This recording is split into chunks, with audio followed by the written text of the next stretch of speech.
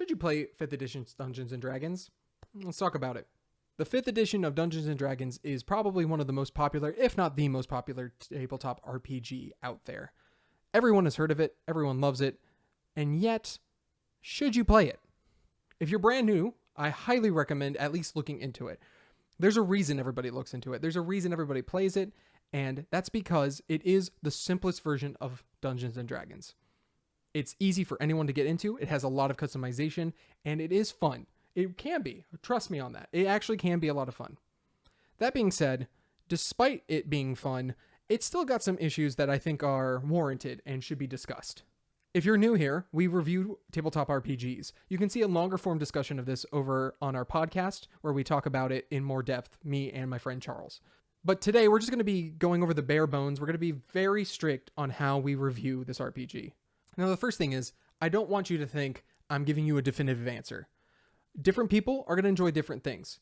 So instead of me telling you 100% should you play this or should you not, I'm going to rank this game on 3 different scales: on complexity, on theme, and on the outline of the book. Based off of where they land in the rankings might determine whether or not you want to look into it. And I'm also going to give a list of people who should and shouldn't try this RPG and the reasons why. First, let's go over the theme. This is a fantasy game. It's very obvious in the name, obviously, Dungeons & Dragons. It's also obvious in the characters, the classes, and so many other things. You can sling spells, swipe swords, shoot bow and arrows, all to your liking. Whatever kind of fantasy you're looking for, 5th edition Dungeons & Dragons can do. But that's also where the problem lies in. There's different types of fantasy. Perhaps you want to be in a dungeon diving setting, where you're knocking down doors, killing bad guys, looting the rooms, resting, and repeating that process. This is very similar to roguelike games, where you're just continuing the loop over and over again. 5th edition can be that for you, but it's not designed to be. Conversely, you might want to be on a sea campaign where you're a bunch of pirates trying to rob various different ships of their gold. Again, 5th edition can be that for you, but there's not necessarily a lot of rules that help it be that for you. There's a lot of other games out there that can fulfill these fantasies better than 5th edition Dungeons & Dragons. The downside to those RPGs is that they can only fulfill that type of fantasy. So the good news about 5th edition is that it can be so many different things at once. The downside is when you try to find mechanisms that line up with a theme, it becomes a little bit harder to do. On the theme scale, we rate it on abstract to hardcore theme. I'm going to have Dungeons & Dragons 5th edition be right in the middle. It does fantasy well, but at the same time, it doesn't allow for specialization that other kinds of games would do. Now moving on to complexity. How complex is this game? It is the simplest version of D&D to date. That being said, that doesn't mean it's simple. Many other versions of D&D have you needing to do a lot more math and calculations in order to create a character that is worth playing. 5th edition, conversely, does not need you to do that. However, first and foremost, it is still a combat system. That means the role-playing element comes second. There's not a lot of mechanics that tie into the role-playing part of 5th edition Dungeons & Dragons. D&D 5th edition is a class-based system. That means that you will choose a specific speciality and level through that from levels 1 to 20. Most of the mechanics in those class specializations have to do with combat, not role-playing. At the same time, there are skills, things that you can do outside of combat, but are also used during combat. This means you have to really understand how the combat works in order to understand how to make a good character. And thus, if you don't make a good combat-focused character, you're not going to have a lot of fun in this game. There also is a difference between well-made, powerful characters and weak characters. And while some people might enjoy weaker characters, they're not going to be as good or as fun to play as those stronger built characters. That means on the complexity scale of anywhere from make-believe to a board game, this does lie in the middle, but definitely more on the complex side rather than on the rules light side. Finally, there's the book format. Is it streamlined like a book, or are there a bunch of charts? Now, this is probably where 5th edition has a lot going for it.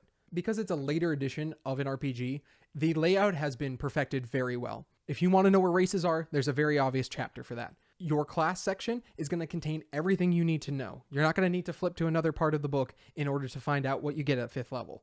Also, there's a bunch of charts that tell you exactly what you need to see at a glance. This makes knowing how many spells you have very easy. This also helps when it comes to proficiency bonus increases. Instead of having to go to a specific page, regardless of what class you are, you can just look at each class and it will tell you what your proficiency increases at.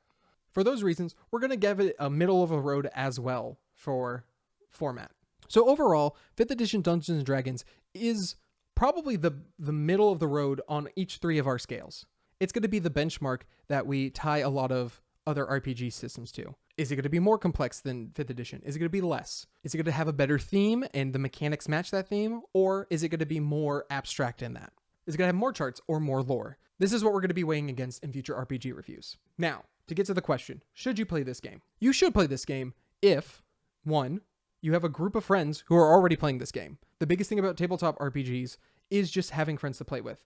And like it or not, 5th edition Dungeons & Dragons is the most popular one out there. That means it's going to be a lot easier to find a play group that is playing 5th edition than finding one that will play anything else. If you're just wanting to play an RPG and you have a group that's playing it, definitely play this game.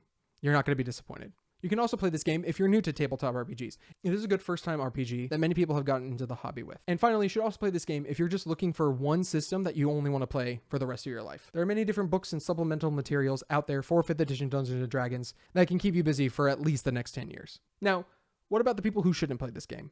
You shouldn't play this game if you want a very specific type of fantasy. There are going to be other RPG systems out there that do dungeon diving, that do seafaring, that do so many of these other fantasies better than 5th edition. You're going to have a lot more fun with them, and you're going to enjoy them a lot more. You also shouldn't play 5th edition Dungeons & Dragons if you don't like combat, because this is a combat system. No matter how much they're going to say it's an RPG system, it's all combat. You also shouldn't play this if you have issues with the company that makes the game.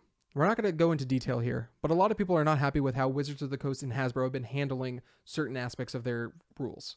If any of those things bother you, you can find another RPG to play, one that will give you just as much fun as Dungeons & Dragons can. So let me know in the comments, are you going to keep playing 5th edition, or are you looking for another RPG? What other RPGs should we review? We're going to be going through so many different ones and having an entire playlist dedicated to our reviews of these RPG systems. We look forward to seeing you guys in the next video. Stay witty.